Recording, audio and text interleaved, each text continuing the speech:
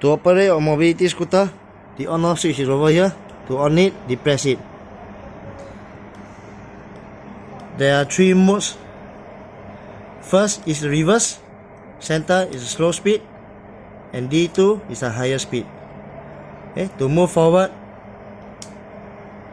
twist the throttle. To stop, just depress the brake lever. To reverse, switch the button to the left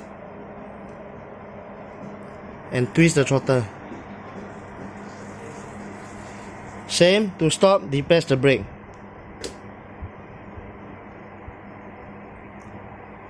To turn on the front light, there's a headlight button switch. Turn it on. The light will be on. To turn it off, just push it down to the off position.